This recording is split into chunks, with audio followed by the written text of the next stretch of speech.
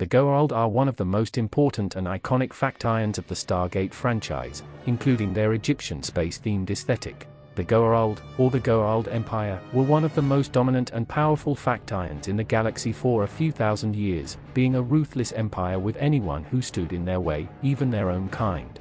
Here we will see the origin and history, as well as their end, in addition to their culture, form of government, technology and legacy to the galaxy.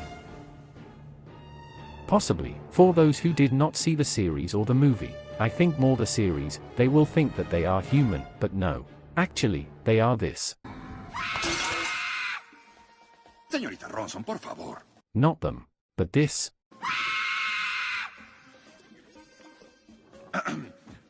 General, continúe.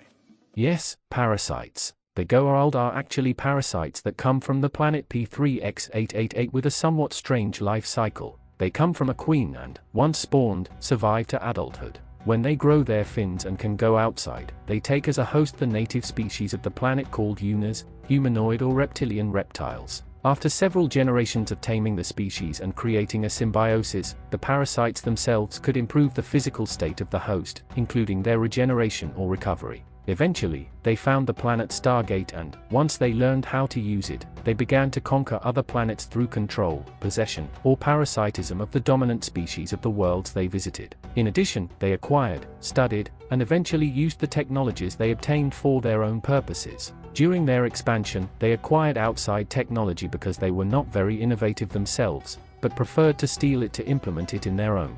During these centuries, the species itself and its host began to die out due to incompatibility and almost abusive use of their hosts, almost coming to an end, until the Supreme System Lord, named Ra, found the planet Earth and the human species in a very primitive age, or as they would call it, Tori. Humanity turned out to be perfect for them compared to other species, including that of their home world, due to a better ability of language expression and use of tools. Also, humans were easier for the parasite to repair and use of their machines to prolong their life. Although the parasite's lifespan was already long, it depended on the host species and increased with the use of technologies, but for them it was not enough. After first contact, the Goa'uld began to bring the Tori into their empire, implementing them in all levels of society, from slaves, soldiers, incubators, and even the system lords themselves began to use the Tori. This allowed humanity to expand and populate the galaxy indirectly. When humans overthrew Ra, although it is not known how it happened, since they were humans in the Egyptian era with weapons from the same era against aliens, with much more advanced weapons and ships, it seems that they had already gotten what they wanted, better hosts, and there was nothing more valuable on Earth. What a surprise they would get in the future, although there were some Goa'uld who stayed, but without their technology, being some of the most important and infamous people in human history. Even so, the Empire grew and spread throughout the galaxy. Coming to the events of the first Stargate and the SG-1 series, the Goa'uld Empire was already well established in the galaxy, although with its small rebel alliance, internal disputes, betrayals and other minor details. The most important event was the death of Ra at the hands of the first Tori team, SG-1. With this, the lower system lords began wars over the power grab left by Ra. Being Ra's brother, Apophis was able to regain control, but his primate or right-hand rebelled due to the discontent he generated among his Jaffa brothers, being branded a traitor and subsequently joining SG-1. Over time, and with many difficulties, they managed to overthrow Apophis. When he was traveling with his mothership, he was diverted by an explosion of a nearby star, being expelled from the galaxy itself and sent to a distant one, where he was boarded and infested by the replicators, which caused the crash that destroyed the ship, ending Apophis. With the death of Apophis, the power struggles began again, being more ferocious than before, but from exile appeared Anubis, who returned after quite a while. Now you may wonder, who is Anubis? Well, in the early days of the Goa'uld Empire, the ruler was Atuk, who was later killed by Apep, his son. Instead of having all the power, he shared it with his most loyal followers, Ra, Nut and Thuth, who remained in power for quite some time. However, this did not save him when another lord named Anubis killed him to take his place. Ra, with his forces, was able to defeat him and Anubis was exiled for his betrayal. After several millennia of exile, Anubis returned to take the place left by Apophis, much to the reluctance of the other lords, as he brought more advanced technology and knowledge that served him well in taking full control of the empire and eliminating those lesser lords who opposed him. One of the technologies he brought was an Asgardian radiation weapon that was implemented in his mothership, allowing him to destroy planets, or rather, a more effective death ray. He also oversaw the creation of his super soldiers called Goa'uld, equipped with armor that made them indestructible to any attack. These super soldiers were created to replace the Jaffa. Once his power and status was established, Anubis launched a major invasion of Earth, resulting in his downfall and the beginning of the end of the Goa'uld Empire. The SG-1 team, with the help of the rebel Jaffa, found an outpost of ancient drones in Antarctica, which were deployed against Anubis and his forces, and were eradicated. After Anubis' death, there was once again a power vacuum, but this time the remaining lords, instead of fighting to take over the position, agreed to divide up the territories to avoid a civil war, which only lasted a few months. When Baal discovered a way to control the remaining Goa'uld, he used them to defeat the lords and take over their territories. It was later discovered that Baal was still under the command of Anubis, who was not dead, but on a spree. The reality is that Anubis was an ascended Goa'uld, or almost, since in his exile he was able to trick an ascended ancient into ascending him, becoming what the others of his kind boasted of being, a true god, an immortal and powerful being.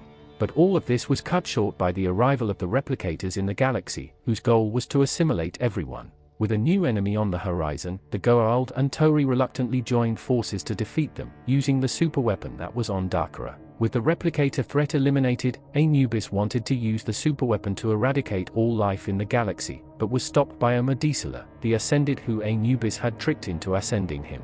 Fed up with Anubis's actions and convinced by Dr. Daniel Jackson that she must do the right thing to stop him and redeem herself, she sacrificed herself by fighting Anubis for all eternity, though it is said that they more than just self-destructed in the process. With the end of the war with the replicators, the death of Anubis and several, if not all, system lords, the Goa'uld Empire was weakened to the point of disappearing, while the free Jaffa were able to create their own government, free of their tyranny. Still, the last system lord, Baal, attempted to rebuild the empire by cloning himself, but another problem came to them and the galaxy, again, the Ori. The arrival of the Ori marked the end of the Goa'uld and also of the new Jaffa government. Baal attempted to obtain the ancient weapon capable of eliminating the Ori, but failed. Later, he attempted to end the invasion when he captured Adria, the leader of the Ori, and used her as a host, but the plan failed when SG-1 intervened and eliminated him. Finally, the last clone of Baal revealed that the original was going to travel back in time using a Stargate portal with a solar flare to change history, but again the plan failed thanks to the SG-1 team. Thus, with the death of all the system lords, the clones, except one who was freed from his parasite, and with the death of the original Baal, the Goa'uld Empire is finished. Here we have to divide it into two parts, the Goa'uld parasites and their hosts. The Goa'uld parasites are sea serpents born from a queen. Once they sprout fins and can be on land, they seek out hosts to inhabit and control. They have the ability to prolong the life of their host, make them immune to disease, and increase their physical strength. This is because once they parasitize the host by connecting to the spine, it becomes harder for them to change bodies, as they lose their fins and become more dependent on the body they possess. When the empire was already established, they began to modify their own species and themselves to prolong their lives, improve their adaptability to body changing, etc. One thing that is not fully explained, I think, is that at one point the Naquadam mineral was part of the biology of the parasites and their hosts. It is not known if they were already in their system before, due to experiments or possibly due to continuous exposure to it, but this never affected them, although it is not entirely true, since the prolongation of the life of the system lords through a machine that cured and rejuvenated them caused certain side effects such as narcissism, arrogance, egolatry and other psychological causes, more than they already had. Something curious is that the Goa'uld do not have gender, that is, they are asexual, but due to the time they spend with their host they usually acquire traits or tastes of these, such as body language, taste for clothing, preference of partners, and when they change bodies they are usually of the same sex as the previous one. The hosts, the Jaffa, are often physically improved to be more compatible with the parasites, better soldiers, hosts of the lords they serve when they want to change bodies or incubators. In some cases, the parasite and the host can reach a symbiosis where both parties get along, and these were the most dangerous. as the parasites themselves hated the system lords and wanted to be free. Also, the queen herself gave birth to these parasites because she was also fed up with them, like Egeria, who created the Tok'ra. I know this part is a bit of a cheat, but it's not cheating, nor is it just a time saver. It's just that all three go hand in hand, and that's partly its greatest strength, but also its greatest weakness. It was a pseudo-feudal or hierarchical society, with the system overlords, Ra, Apophis, and Anubis, at the top, while the system overlords ruled sectors and the lower ones ruled planets. There was also a veneration of themselves, meaning they presented themselves as gods to the subjugated races, especially humans, whom they considered inferior and used as slaves and hosts. The weakness of this is that there used to be a lot of conspiracies, betrayals, and by enslaving so many worlds, rebel lions would occasionally occur. The power vacuum left by one of the higher-ups or the supreme would generate civil wars for power. Something notable and that stands out is the Egyptian style that the entire Goa'uld society presents and that they maintained for thousands of years, being recorded in many worlds, including ours. And here is the Goa'uld alphabet. I will leave this part for a separate video because I want to explore it in more detail, including a certain mod that I want to add, but I will leave it to a vote. Okay? As you may know, being parasites, they do not really have their own technology. I would even say that the Egyptian style might not be theirs and that they took it from some civilization that they liked and then spread it everywhere. Something that should also be noted is their technological stagnation, since by themselves they do not usually investigate or have their own development, but rather depend on external technology from other civilizations or species to advance and grow. Even when acquiring it, that is, stealing it, they do not share these discoveries with each other and, even worse, with their subjects, who were from the Middle Ages or Egypt to possibly the Industrial Revolution. Here they will talk about Naquadah, which was the material most used by them, but in reality it is the raw material for a lot of technology and for many species, including the ancients. The Goa'uld could be considered one of the largest empires in the Milky Way, more than the ancients. Even so, with all that power and dominion, it was not enough to stop their conflicts and internal wars, betrayals, seizure of power, rebel lions, and the emergence of a new faction that put them in check to the point of extinction. Well, there are still wild Goa'uld from their home planet, but not from the Empire anymore. With this I thank you for the support. I know that more things were missing, such as mentioning important Goa'uld or the Tok'ra themselves and other things. I will possibly make more Stargate videos, since it is one of my favorite sci-fi and I may make more. Until next time.